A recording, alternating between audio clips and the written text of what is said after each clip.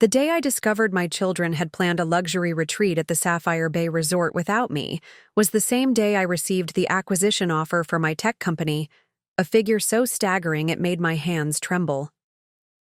25 years of building a business from our garage while raising 3 children alone, of missed soccer games and delayed birthdays, of choosing investor meetings over school plays, all culminating in this moment, this perfect collision of rejection and opportunity.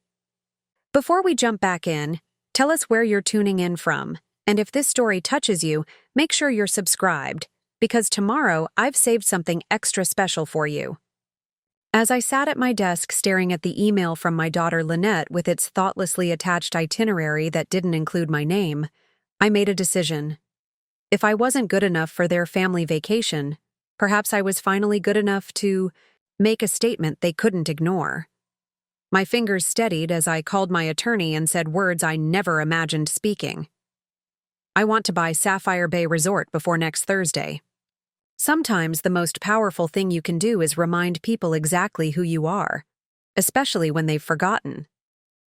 I'm Donna Reeves, though most business publications call me the software phoenix, after I rebuilt my life following my husband. Vincent's sudden departure when our children were just 5, 7, and 10. He left for his assistant and a simpler life without the burden of a family or the pressure of the company we'd started together.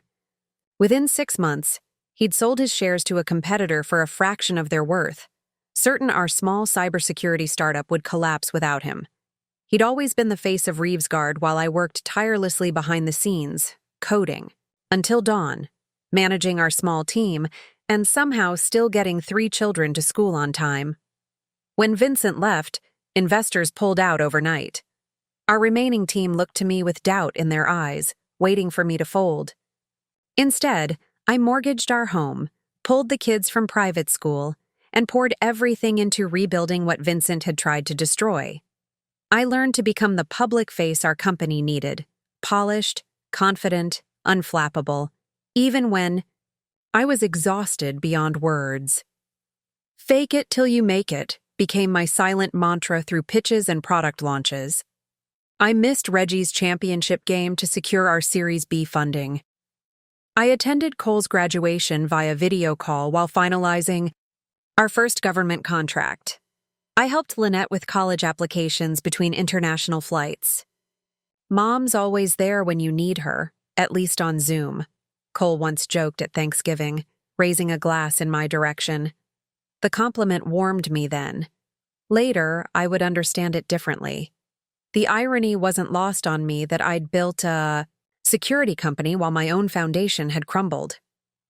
I protected other people's digital lives while my analog one withered from neglect. The children grew up resilient but distant, accustomed to my physical absence even when I tried to be emotionally present.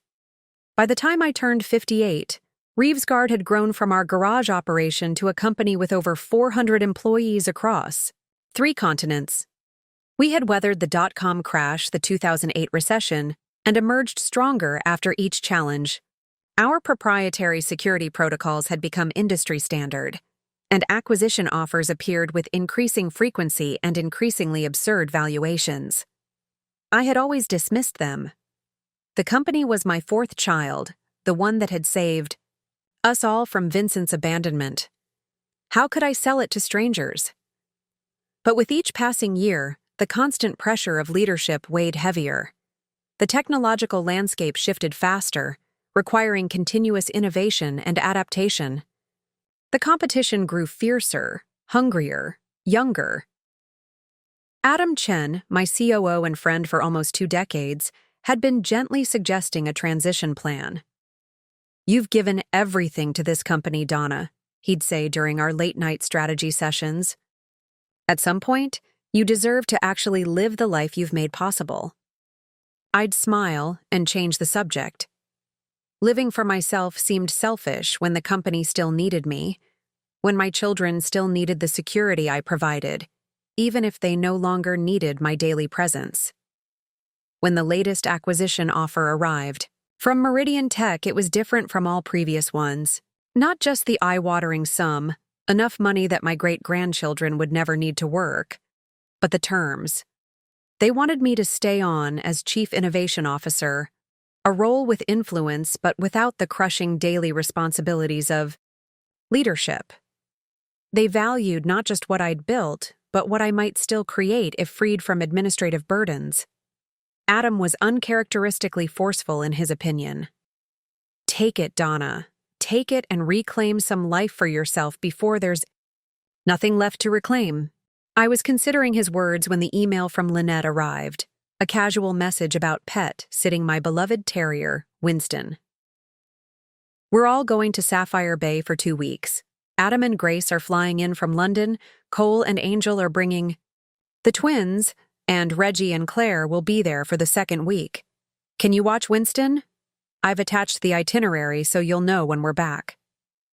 The familiar resort name caught my attention.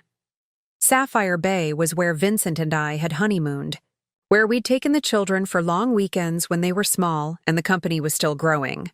It had been our special place until work and single parenthood made such indulgences impossible. Somehow, over the years, it had become their place, without me. I scanned the itinerary with mounting disbelief. 6 adults, 2 children, 3, connecting ocean view suites. A detailed schedule of spa treatments, sailing excursions, and private dinners. No mention of my name anywhere. Not even as a hypothetical invitee who might decline due to work commitments.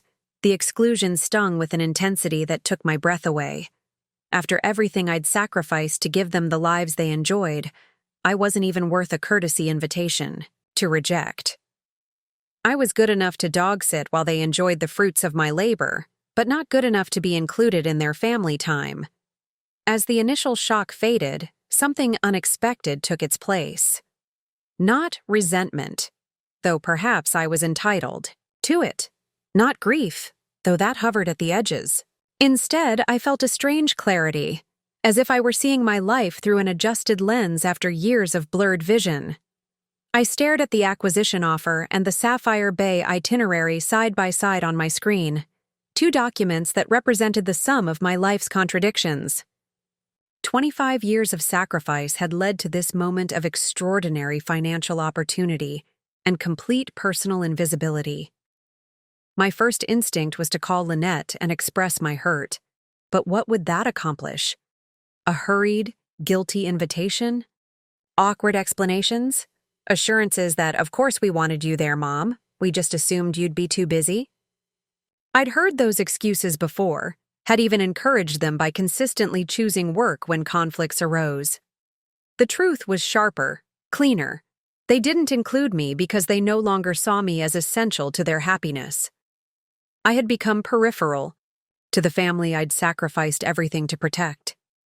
I glanced at the framed photos on my desk, graduation ceremonies I'd rushed to attend between meetings, birthday celebrations where I'd arrived late with extravagant gifts, family holidays where my laptop was always within reach. In each image, I stood slightly apart, designer suit impeccable, smile professional rather than relaxed. Had I taught my children that success was more important than presence?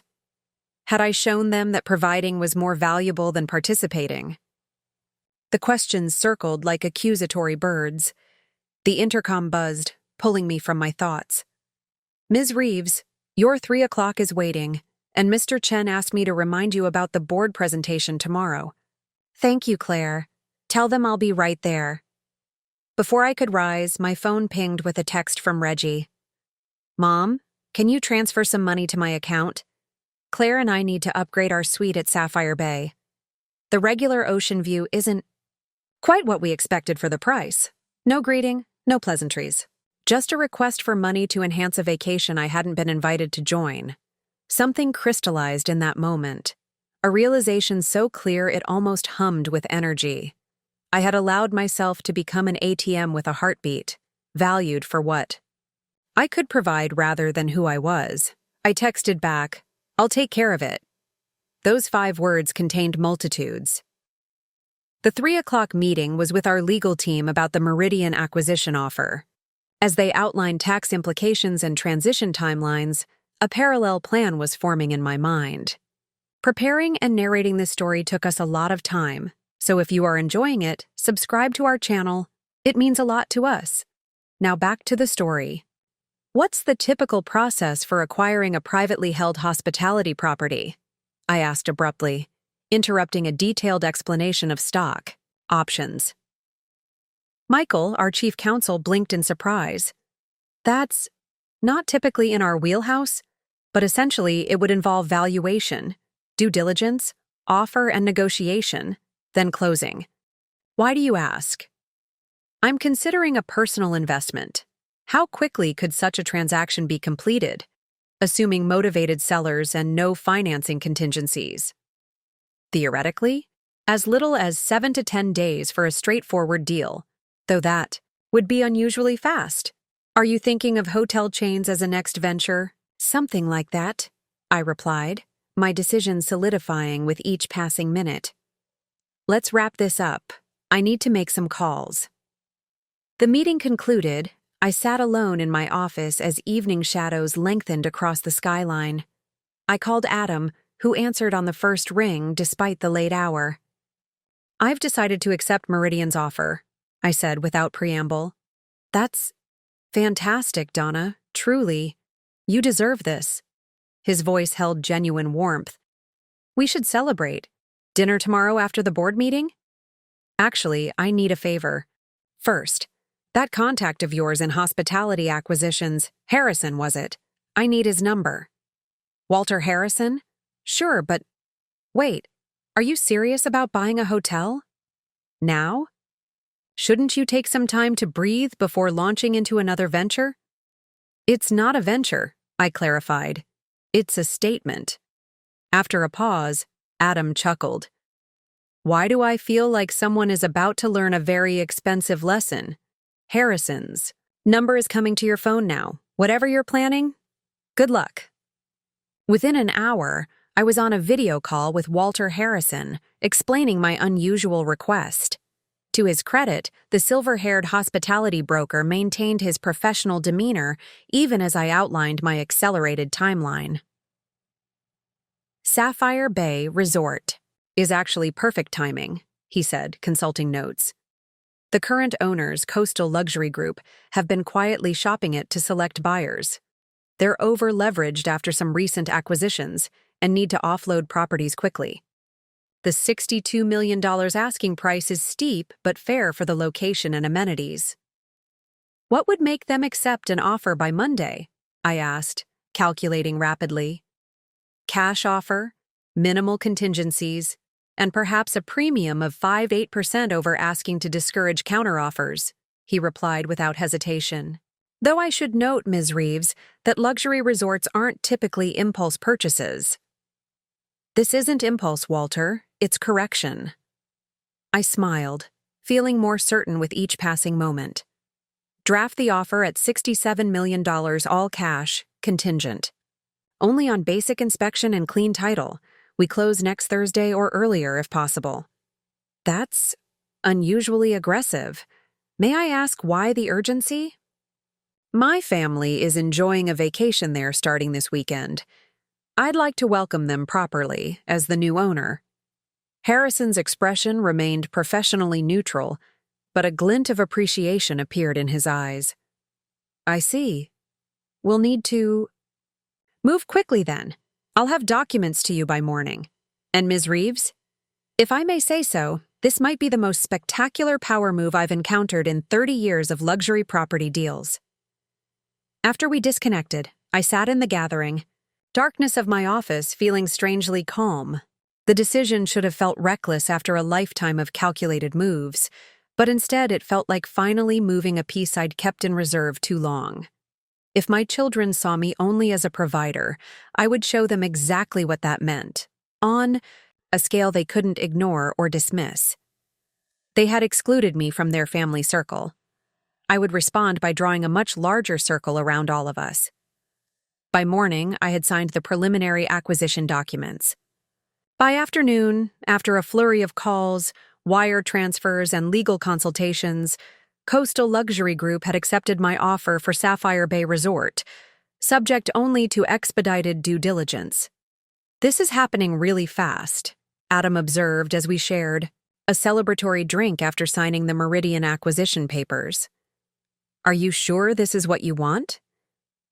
What I want, I said slowly, is for my children to see me. Not just what I can give them, but who I am. They've forgotten that the woman who built Reevesguard from nothing isn't someone who waits for invitations or begs for inclusion. So you're buying a $67 million reminder? Adam raised an eyebrow. I'm buying back my place at the table, I corrected. On my terms. The week between signing the resort purchase agreement and my family's arrival at Sapphire Bay passed in a whirlwind of activity. By day, I navigated the complex transition of Reevesguard to Meridian's ownership, attending marathon meetings with integration teams and reassuring nervous employees. By night, I coordinated the resort acquisition with Walter Harrison, reviewing property reports and staff retention plans from my home office until dawn threatened.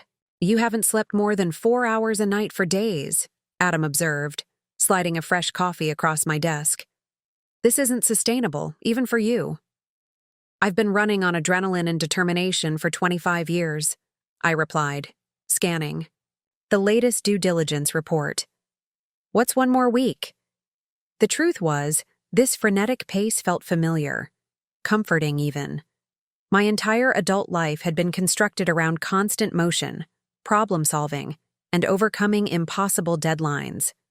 The alternative, stillness, reflection, confronting the emotional vacuum at the center of my achievement, was far more terrifying than exhaustion. I'd built my identity around being the provider, the protector, the one who made everything work, while asking nothing in return. The patterns were so deeply ingrained they felt like personality traits rather than choices. When Reggie was 12 and needed braces, I took on an additional government contract that required bi-weekly trips to Washington.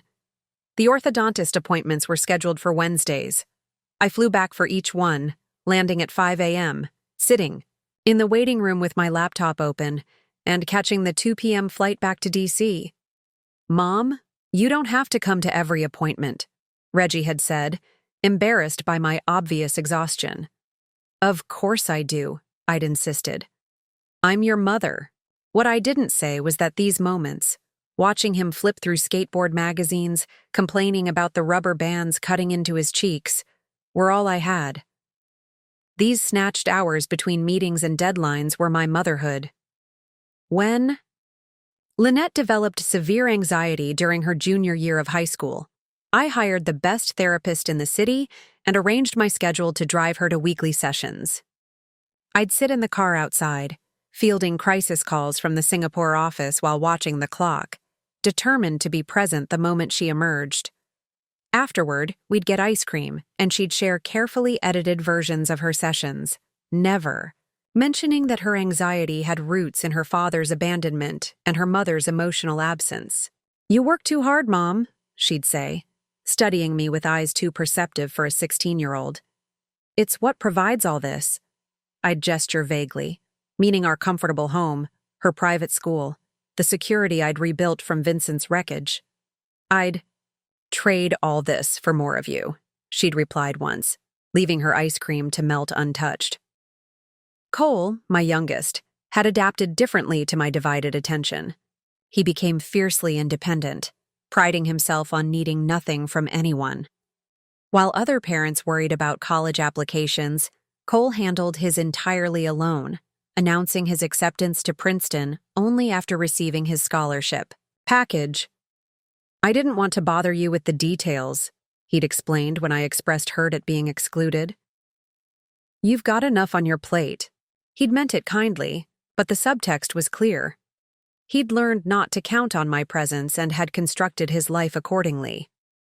Later, when he met Angel in graduate school, I wasn't surprised that she came from a family of workaholics who valued achievement above all else.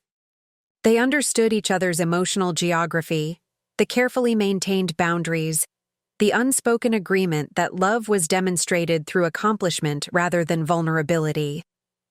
My relationships with their spouses followed predictable patterns. Grace, who married Adam, viewed me with a mixture of awe and wariness. the intimidating mother-in-law whose business success cast a long shadow over family gatherings. Claire, Reggie's wife, treated me like a wealthy aunt rather than a mother figure, interested primarily in the lifestyle my success afforded them. Only Angel seemed to see beneath the executive veneer, perhaps because she recognized the familiar contours of ambition and isolation. "You built something remarkable," she'd told me during a rare moment alone at their wedding reception. "But I wonder if you ever pause to enjoy it." The question had struck me as naive then. Enjoyment wasn't the point. Security was. Safety. Ensuring. My children would never experience the freefall of abandonment that Vincent had inflicted on all of us. Yet somewhere along the way, financial security had become emotional distance. Protection had hardened into routine absence. My devotion, expressed through provision rather than presence, had trained my children to see me as a resource rather than a person with needs and desires of her own. The pattern extended beyond my immediate family. When my sister Margot was diagnosed with breast cancer, I paid for treatments at the nation's top oncology center, but attended only 2 of her chemotherapy sessions. When my mother needed assisted living, I found the best facility money could buy and visited on major holidays, bringing lavish gifts to compensate for my brevity. Even my friendships followed the same template. I was the one people called in. Crisis, knowing I'd mobilize resources and solutions without requiring emotional reciprocity.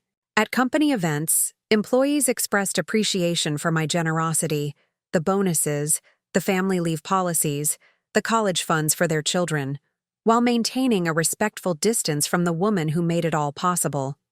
Only Adam had managed to breach the walls I'd constructed, and even he knew their limits.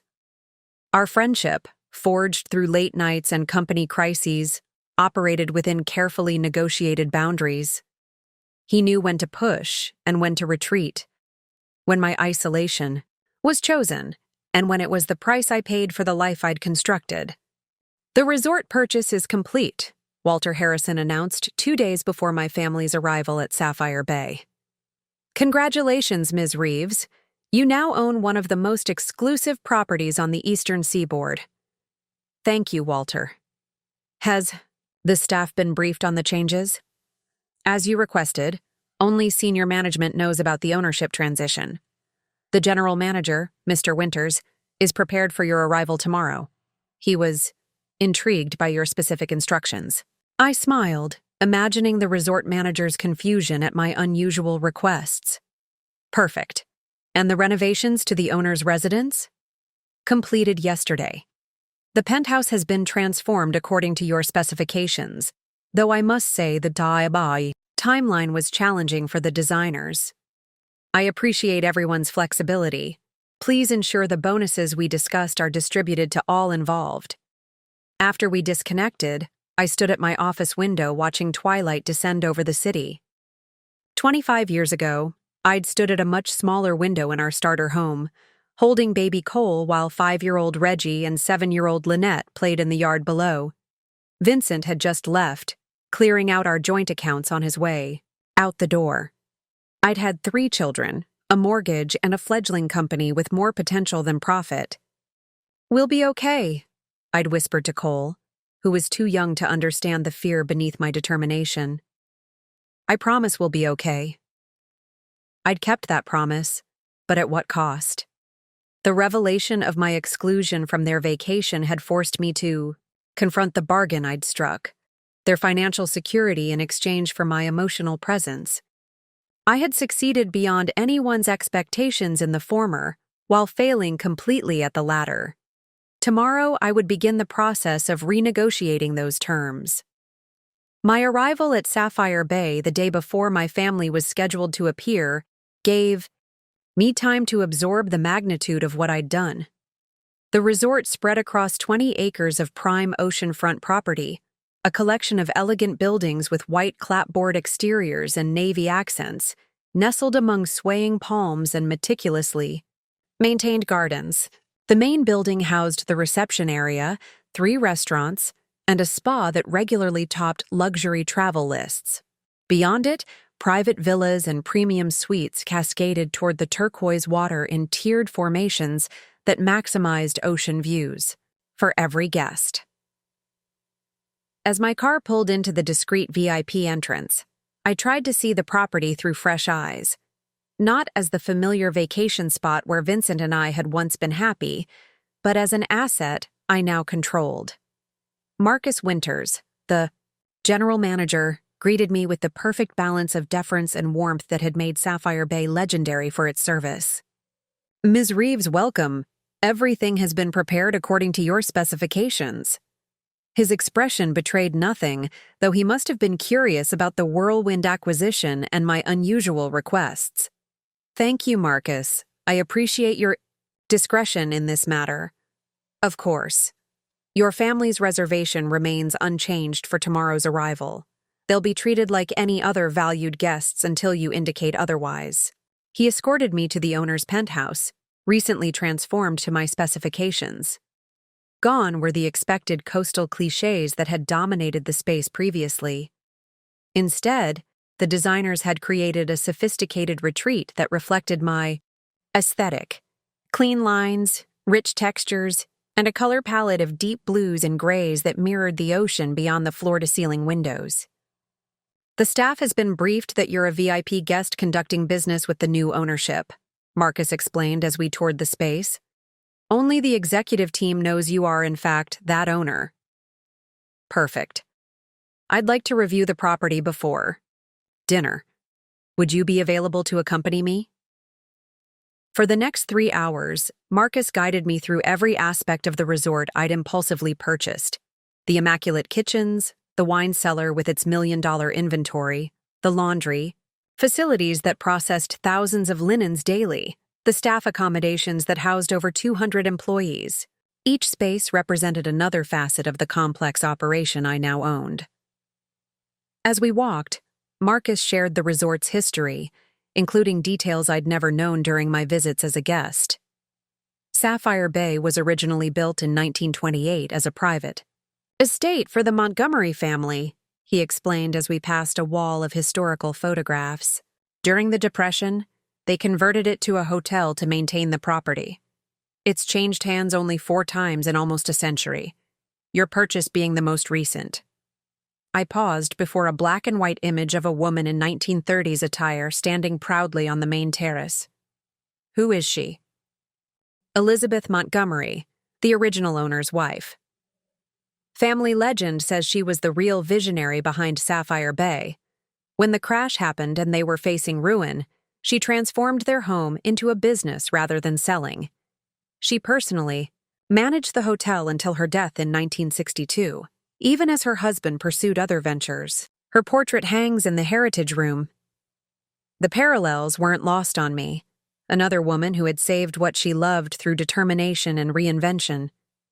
We ended our tour on the private beach as sunset painted the sky in shades of amber and rose.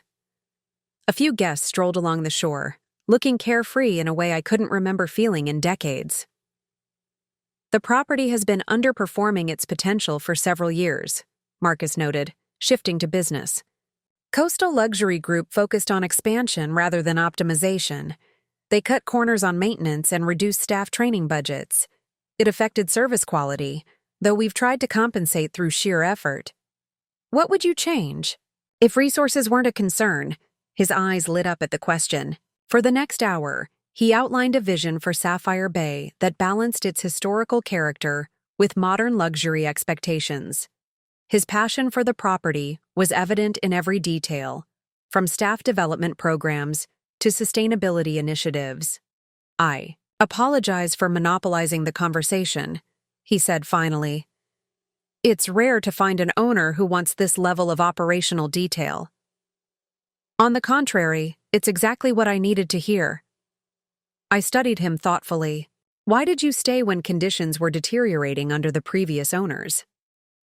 Marcus gazed out at the darkening ocean. "This place gets in your blood. My grandparents worked here, my grandfather as a groundskeeper, my grandmother as a housekeeper. I started as a bellhop at 16 and worked every summer through college.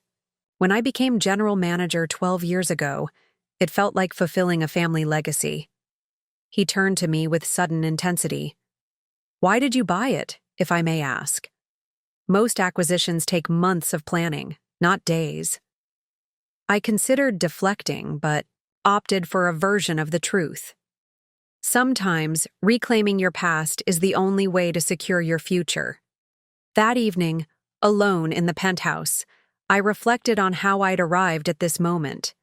The resort purchase was extravagant, perhaps even reckless, but it was the first decision I'd made in decades that wasn't calibrated for maximum security or strategic advantage.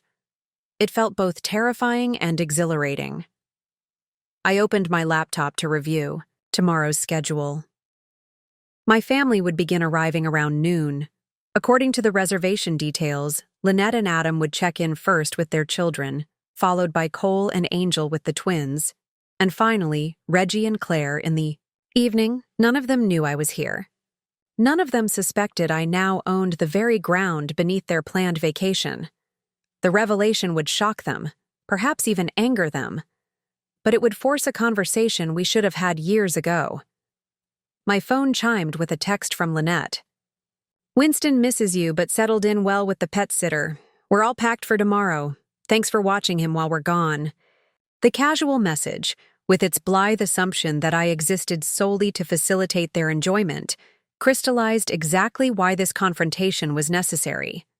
I had allowed myself to become invisible, except when fulfilling a useful function. That ended tomorrow. I closed my laptop without responding and walked to the terrace. The night air carried the scent of salt and plumeria, and the sound of waves breaking on the shore below created a rhythmic backdrop to my thoughts. Tomorrow would change everything, either healing the fractures in our family or exposing them as irreparable. The uncertainty should have terrified me. Instead, I felt an unfamiliar sense of peace. Whatever happened, I would no longer be the silent provider, the background figure in my own life story. For the first time in 25 years, I would demand to be seen.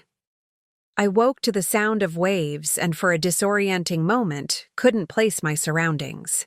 The penthouse with its sweeping ocean views was a far cry from my usual awakening to city sounds and immediate email checks. I allowed myself the unfamiliar luxury of lingering in bed, watching the play of morning light across the ceiling while contemplating the day ahead.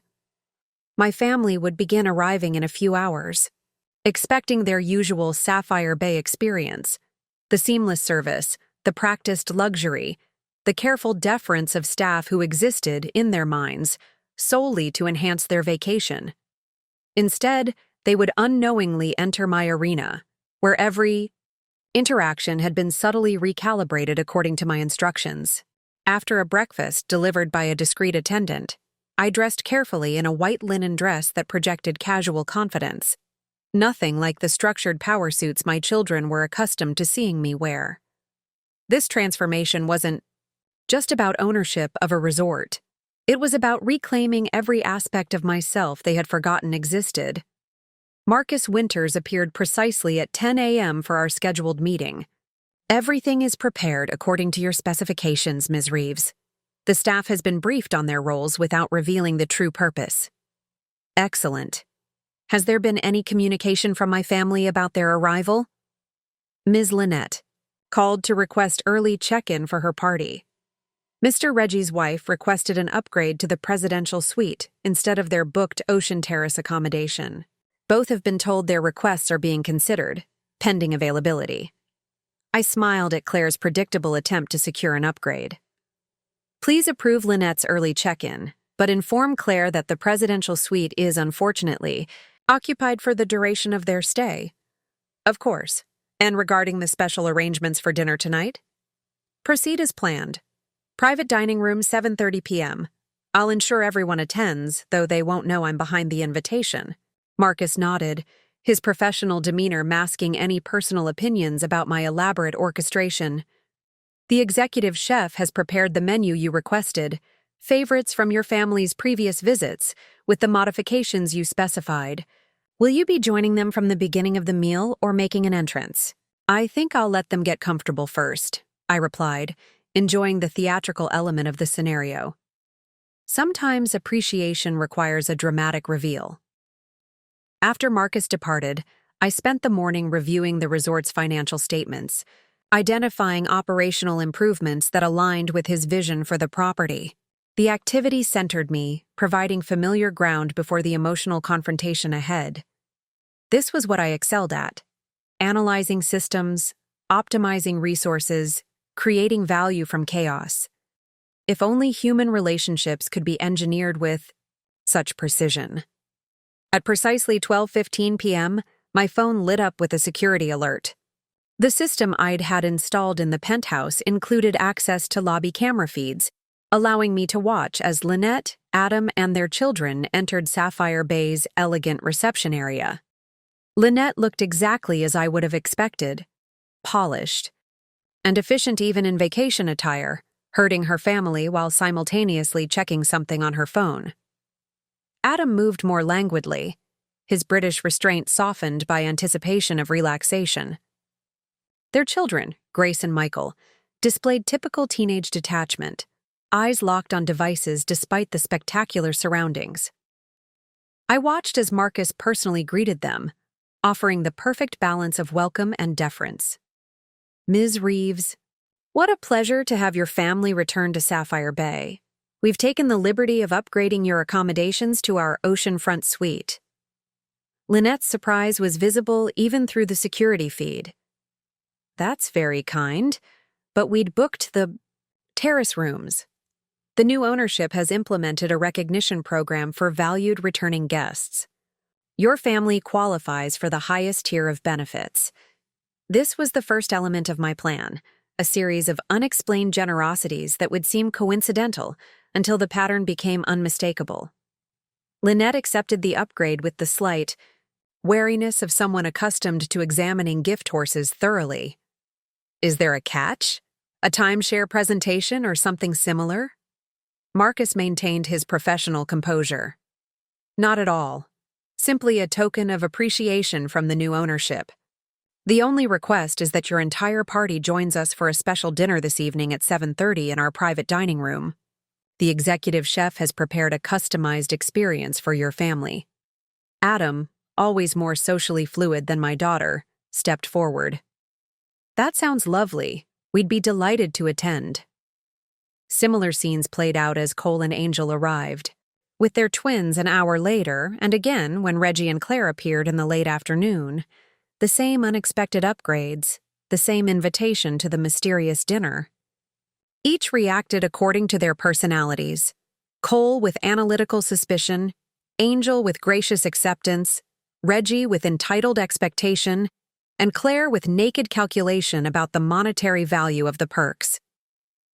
Throughout the day, I monitored their activities from the penthouse. They settled into their upgraded suites, explored the resort's amenities, and eventually gathered at the main pool, claiming a cluster of premium loungers that offered both sun and shade options. From my vantage point on the private owner's terrace above, I could observe without being seen. The family dynamics were immediately apparent. Lynette organized everyone with the efficiency she'd inherited from me, assigning chairs and distributing sunscreen with executive precision. Cole and Angel focused primarily on their twins, creating a self-contained unit that interacted minimally with the others. Reggie and Claire arrived last, Claire immediately complaining about some perceived deficiency in their accommodations, despite the significant upgrade they'd received. The presidential suite was available. "I saw it online," she insisted to Reggie, "within my hearing range." "They're just being difficult." "I'll talk to the manager later," Reggie assured her, though his tone suggested reluctance rather than conviction. I watched them interact for nearly an hour. This family I had sacrificed. Everything to build and protect. They looked like the picture of privileged contentment, attractive people in an exclusive setting, enjoying the fruits of success. Yet I could see the fracture lines between them, the forced quality of their interactions, the way conversations stopped and started without ever achieving depth. Had I created this beautiful, hollow facsimile of family? Had my focus on providing rather than participating resulted in these adults who knew how to vacation together but not how to truly connect? As evening approached, I returned to the penthouse to prepare for dinner. The confrontation ahead would either bridge these gaps or expose them as uncrossable. Either way, truth would replace the careful pretense that had governed our relationships for too long. I chose a midnight blue dress that I'd purchased, specifically for this occasion, elegant but understated, projecting confidence without intimidation. My appearance needed to signal the shift that had occurred from background provider to central presence. At 7:15, I watched through the security feed as my family converged on the private dining room from their respective suites. They were dressed for an upscale dinner, clearly intrigued by the mysterious invitation. Marcus escorted them to a beautifully appointed table set for 8, with one conspicuously empty chair at the head. "Will our host be joining us?" Adam inquired as champagne was poured. "Shortly," Marcus assured them with a knowing smile. "In the meantime, please enjoy these appetizers, selected based on your previous visits to Sapphire Bay." The platter contained a carefully curated selection of their documented favorites from past stays: Cole's preference for tuna tartare, Angel's weakness for truffled arancini, Lynette's fondness for lobster-stuffed mushrooms. The personalized touches were just specific enough to be disquieting rather than merely impressive. I watched them exchange puzzled glances as they recognized their individual preferences. The twins, oblivious to the adults' growing unease, happily devoured the kid-friendly options provided for them. "This is weird, right?" Lynette finally voiced what they were all thinking. "How do they know exactly what each of us likes?" "New data mining techniques," Cole suggested, the tech entrepreneur in him seeking logical explanations. "Luxury properties. Track guest preferences obsessively now." "But some of these dishes aren't even on the regular menu," Angel countered. "I ordered these arancini during a special event 3 years ago." As their confusion mounted, I knew it was time. I sent a brief text to Marcus, who immediately appeared at the dining room door to personally escort me inside. The conversation stopped abruptly as I entered. 6 pairs of adult eyes registered shock in various forms. Lynette's widening in disbelief, Cole's narrowing in rapid calculation, Reggie's darting away in sudden guilt. Only the twins continued chattering, oblivious to the adults' tension. "Mom?" Lynette finally managed. "What are you doing here?" I took my place at the head of the table, nodding thanks as a server immediately poured champagne into my waiting glass. "Joining my family vacation," I replied with a smile that contained decades of unspoken truths. "Isn't that what mothers typically do?" The silence that followed my entrance was profound, the kind that seems to absorb all other sounds, even the gentle clinking of silverware and the distant murmur of ocean waves through the open terrace doors. I allowed it to stretch, taking a deliberate sip of champagne while watching emotions flicker across their faces. Shock, confusion, embarrassment. And in Claire's case, a flash of calculation as she reassessed the situation. "I don't understand," Lynette finally said, her voice strained with the effort of maintaining composure. "You're supposed to be watching Winston. How did you even know we were here?" I smiled, savoring the moment of revelation. "You attached the itinerary to your email, remember?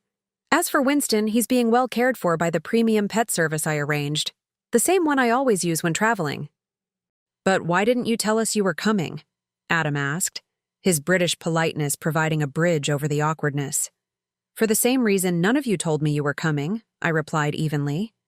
"It didn't seem necessary to include me in the planning." Cole, always the most perceptive, studied me with narrowing eyes. "There's more to this. The upgraded rooms, the personalized menu, the private dining room. This isn't coincidence." I raised my glass in acknowledgement of his insight. "Very good, Cole. Always the analyst. You're right. This is not coincidence." "Mom, what have you done?" Reggie asked, a note of wariness entering his voice. I've simply ensured my family receives the level of service I believe they deserve. I nodded to the server, who uncorked another bottle of champagne with perfect timing. After all, isn't that my established role? To provide without being present? The twins, sensing the charged atmosphere, had fallen silent, their young faces swiveling between the adults like spectators at a particularly intense tennis match. "I think we should enjoy this lovely dinner," Angel suggested diplomatically. "Whatever misunderstanding has occurred, we can discuss it as a family." "An excellent suggestion," I agreed, signaling the servers to begin the first course. Though I should correct one assumption. There is no misunderstanding. I'm exactly where I intend to be. As the exquisitely plated appetizers were served, I continued casually. "Did you know Sapphire Bay changed hands recently? The resort was acquired just days ago."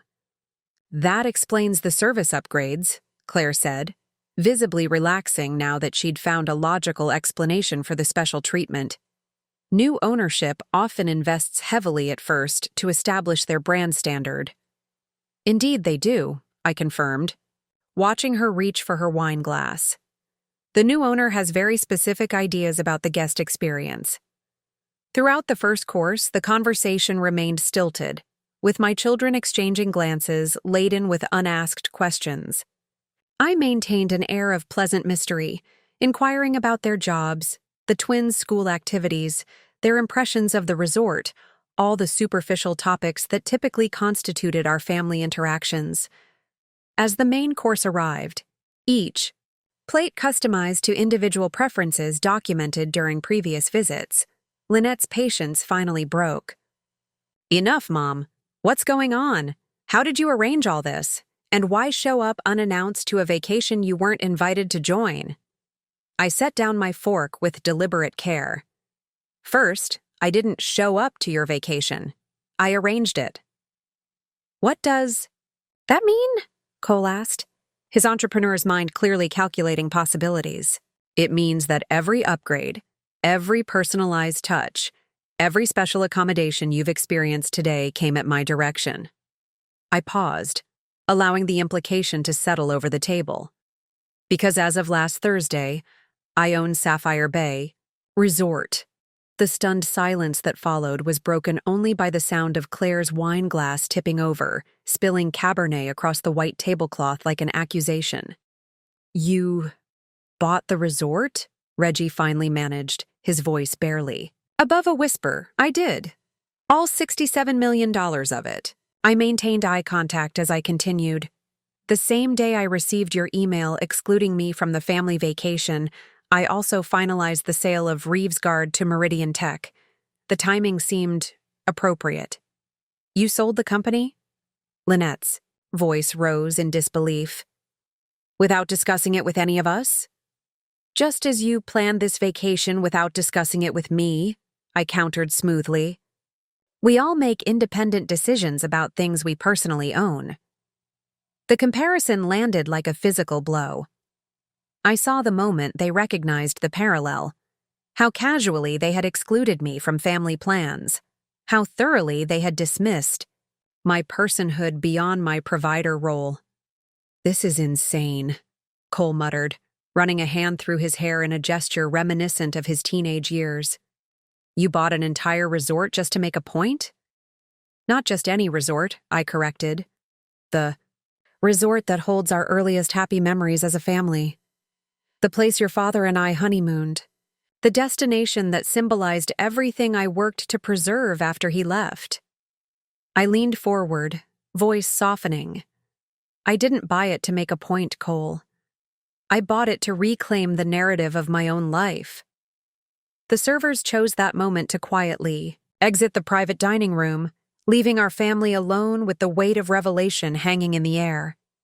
The twins, sensing the gravity of adult conversation beyond their understanding, had turned to their tablets, headphones blocking out the tension.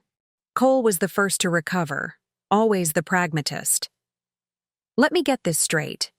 You sold Reevesguard, the company you built from nothing, the legacy you've protected for 25 years, and immediately used part of the proceeds to buy this resort?"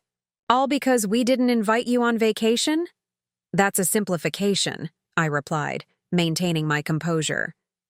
I sold Reevesguard because it was the right time financially and because Meridian's offer included conditions that respect the company's culture and employees. That decision was purely business.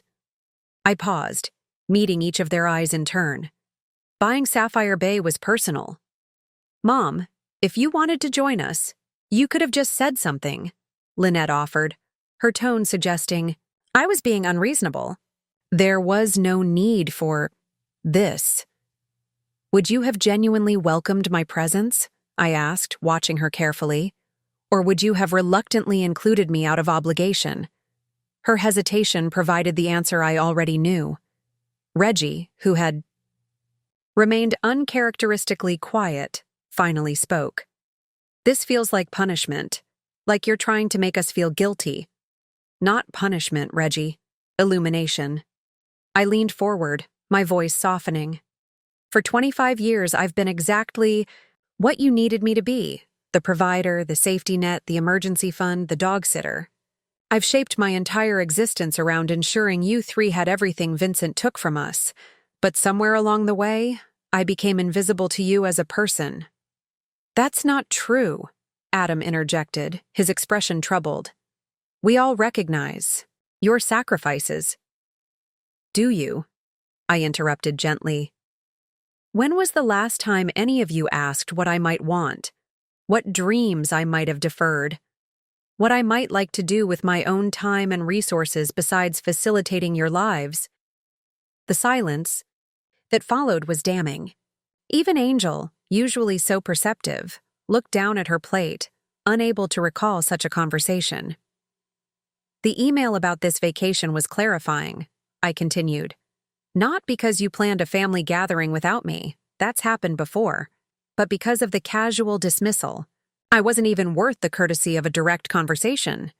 Just a request to watch Winston with an itinerary attached, as if I existed solely as a support function in your lives.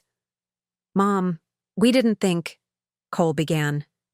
Precisely, I finished for him. You didn't think. I became background noise in the lives I helped create. The unexamined assumption that I would always be there for your needs, without having any of my own. Claire, ever focused on practicalities, broke her silence.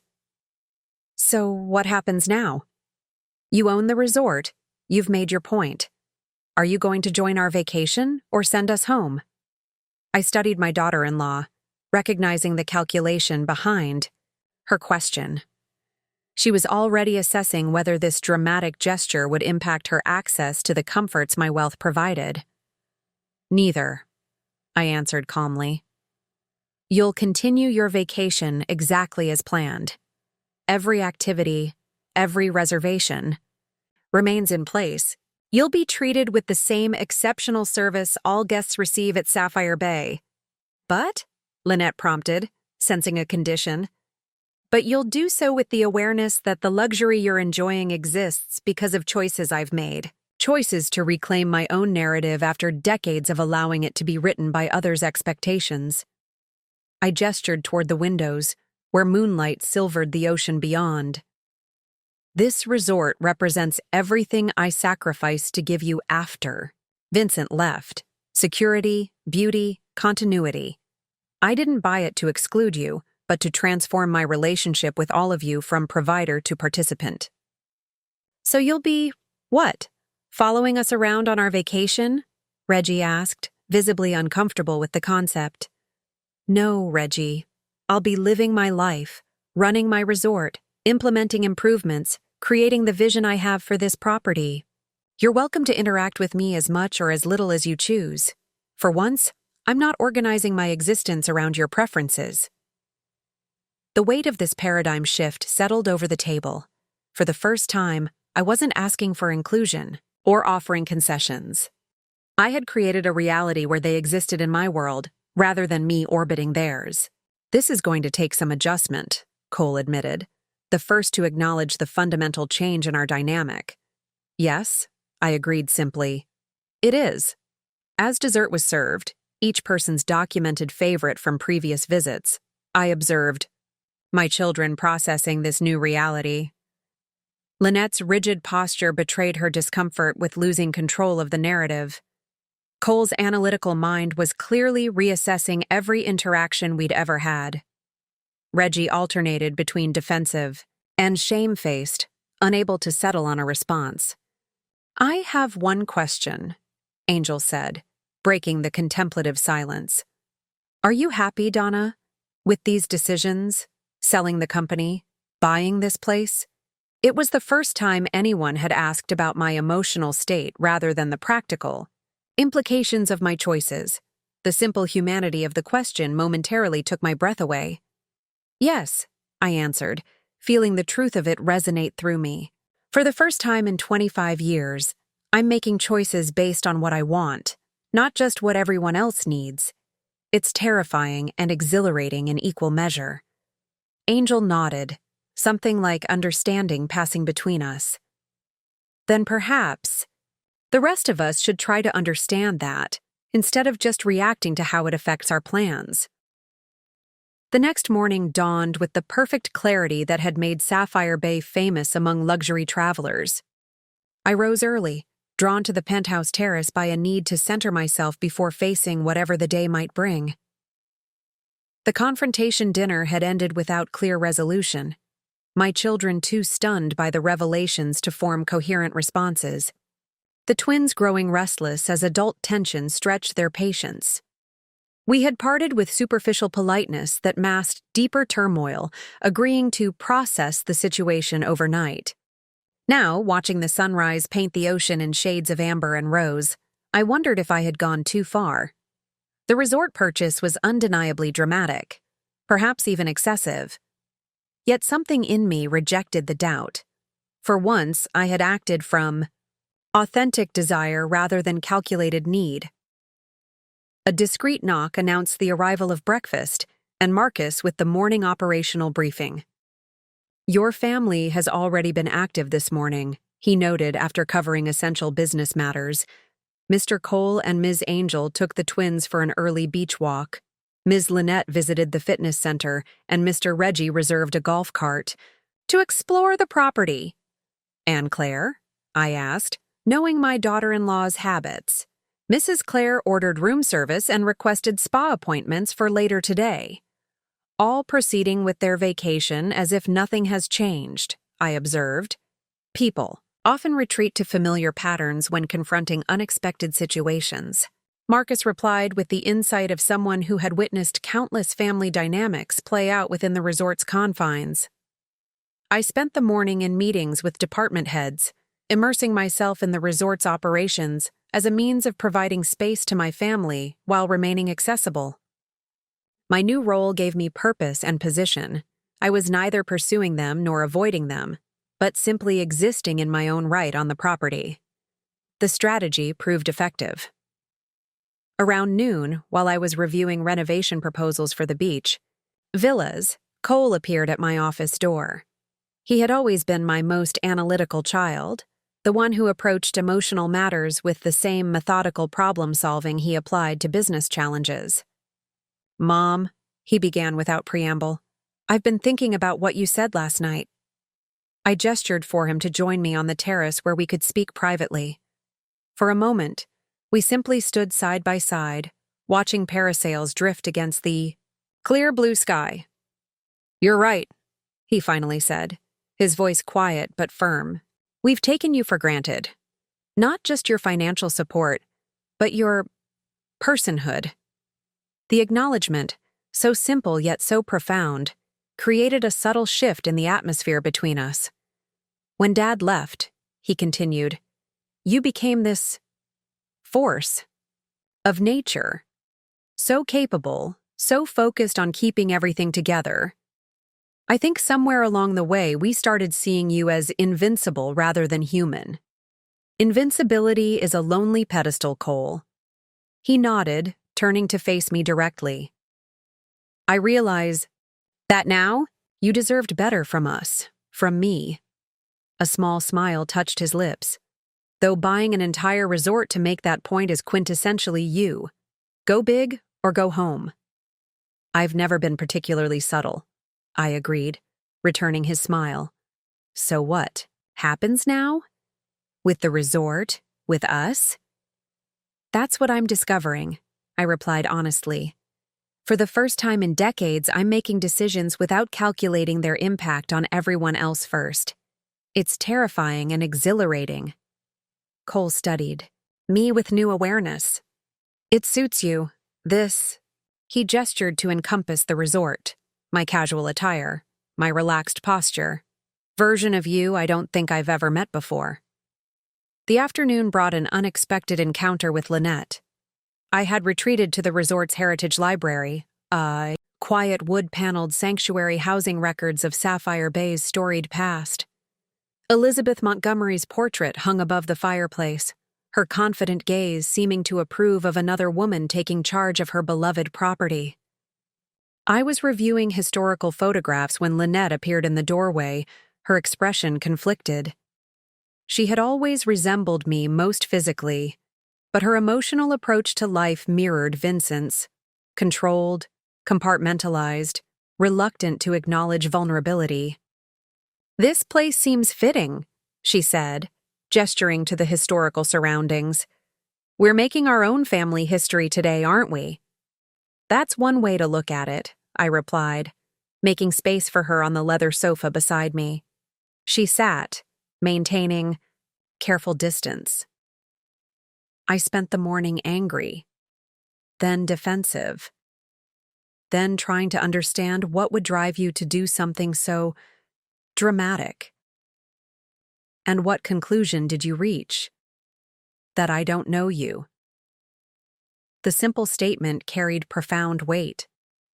Not really. I know the mother who worked impossible hours to keep us afloat after Dad left.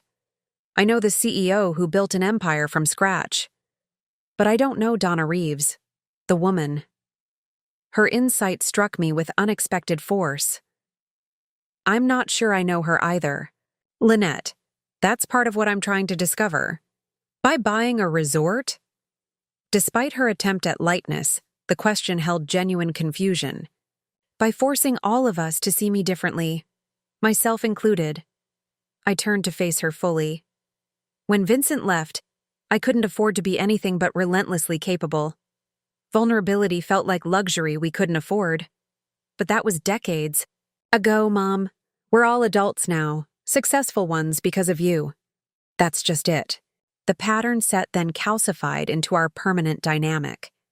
I remained the provider, never transitioning to whatever comes next, never allowed to have needs or dreams of my own. Lynette's eyes glistened suddenly. I never thought about it that way.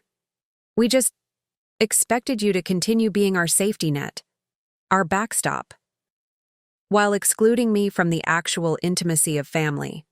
I finished gently. She winced at the truth of it. The vacation wasn't meant to hurt you. It sounds terrible saying it out loud. We didn't think about you at all when planning it. You were an afterthought, the dog sitter. The honesty between us felt new and fragile, like the first green shoots after a long winter. I'm sorry, she whispered, for taking you for granted, for not seeing you as a whole person. I'm sorry too, I replied, surprising us both, for creating a dynamic where my value was measured solely by what I could provide. It wasn't healthy for any of us.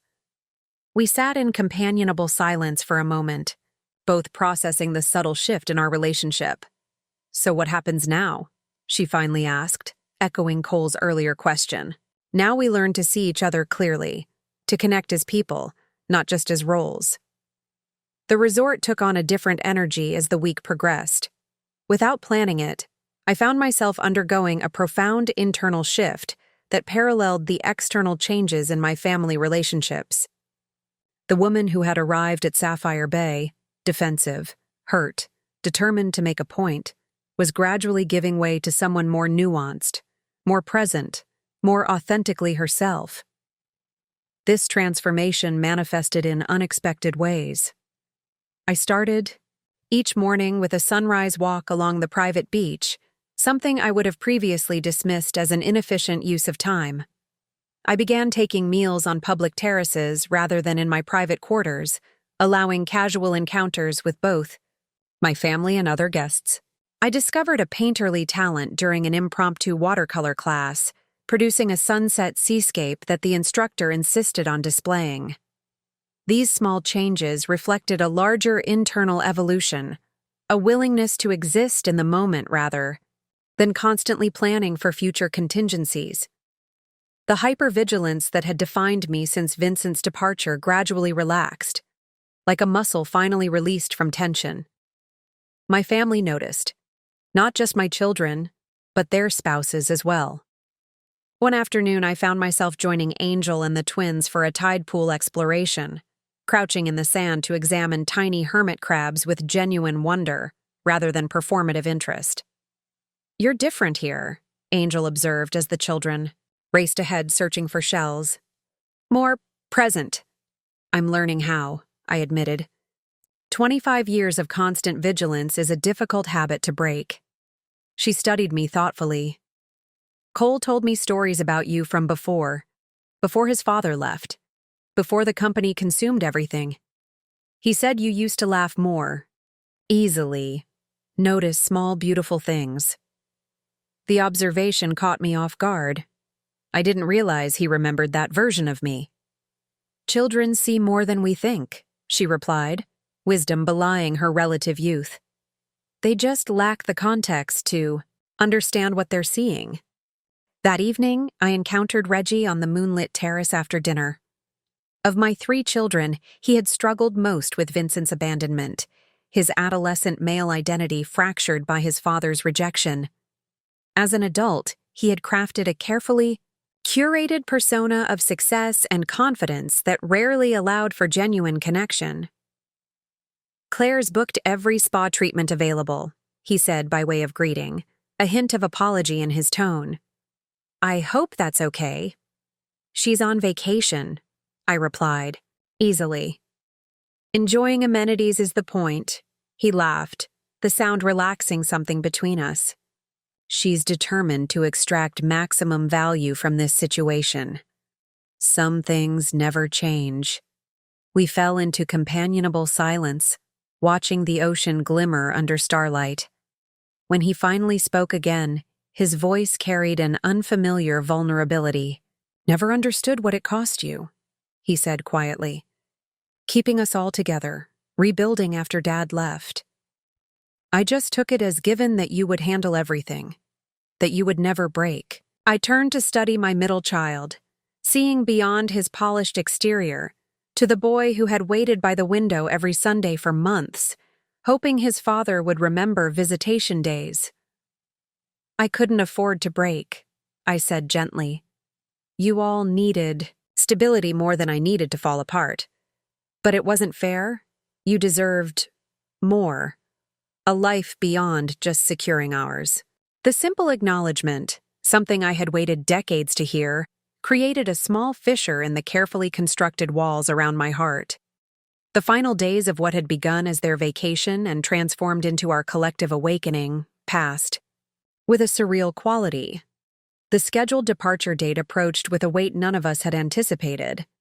For the first time in decades, I wasn't orchestrating everyone's movements, anticipating needs, or managing logistics.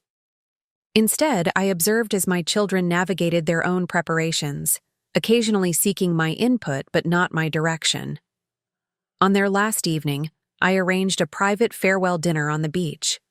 Unlike the confrontational revelation meal days, earlier, this gathering carried a different energy, reflective, almost ceremonial.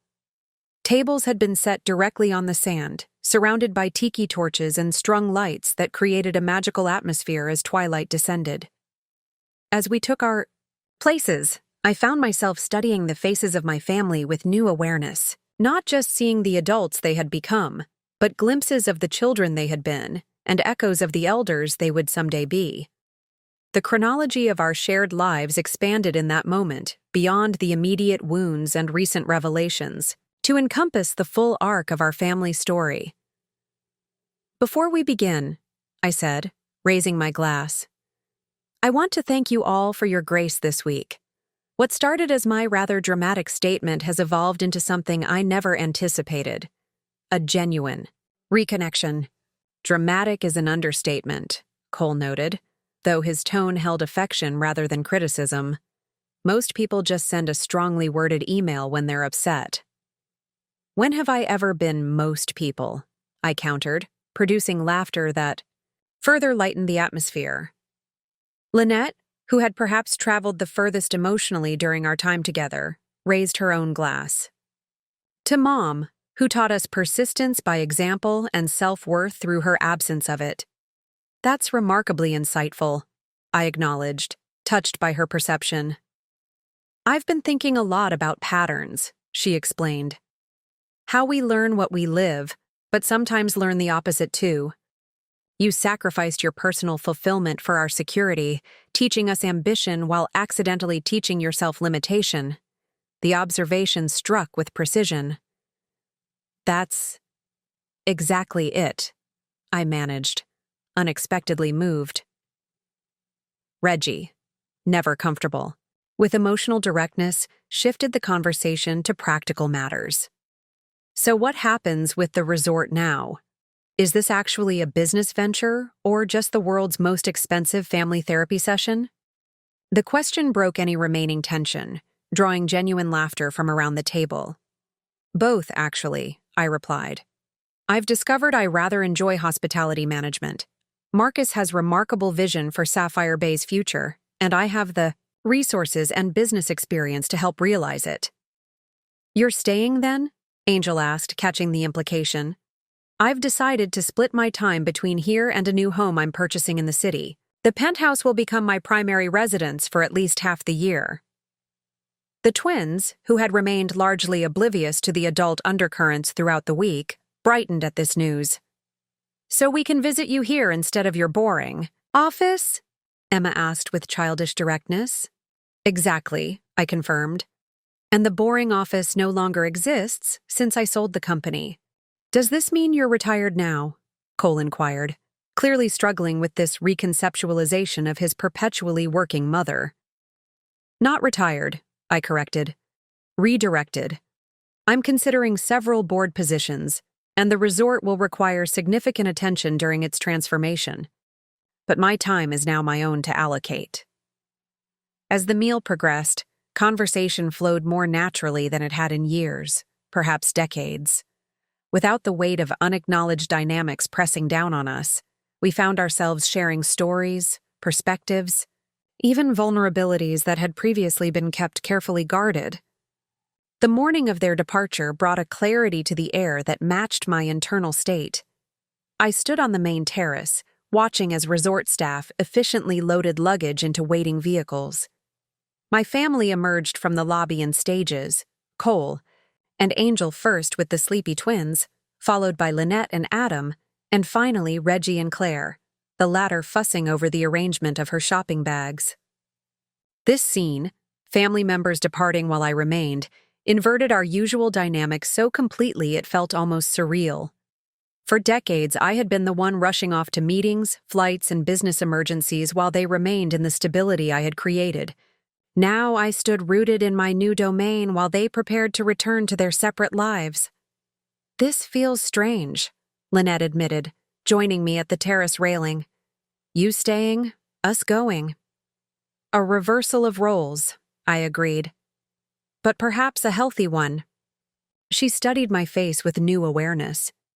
You're really happy here, aren't you? This wasn't just about making a point. The point was important, I acknowledged. But yes, I've discovered something unexpected in this place, a version of myself I'd forgotten existed. Cole approached with the twins in tow, their earlier sleepiness replaced by the boundless energy of childhood. We've made a family decision, he announced. We'd like to establish a new tradition. Oh, I raised an eyebrow, curious. Quarterly family gatherings at Sapphire Bay, he explained. Not just vacations where we happen to occupy the same space, but actual time together. With you. The simplicity of the gesture, acknowledging my personhood, my inclusion as essential rather than incidental, moved me more than any elaborate apology could have. "I'd like that very much," I said, working to keep my voice steady. The twins, oblivious to the emotional undercurrents, bounced with excitement. "Grandma's hotel has the best cookies," Emma declared with the absolute certainty of a 6-year-old. "And Grandma," her brother added solemnly, "not just the cookies." The casual addition of my relational identity, not CEO, not provider, simply Grandma, felt like the most natural restoration of proper order. Reggie joined us, Claire trailing behind, still engrossed in her phone. "So, Mom," he began with unusual hesitancy, "I've been thinking about what you said about reclaiming narratives. It made me realize I've been clinging to Dad's version of my story, that I need to prove something through constant acquisition. The unexpected vulnerability from my most guarded child left me momentarily speechless. I'm considering therapy," he continued into my silence, "to figure out who I am beyond reaction to his abandonment." I squeezed his arm gently. "That sounds like a wonderfully healthy choice."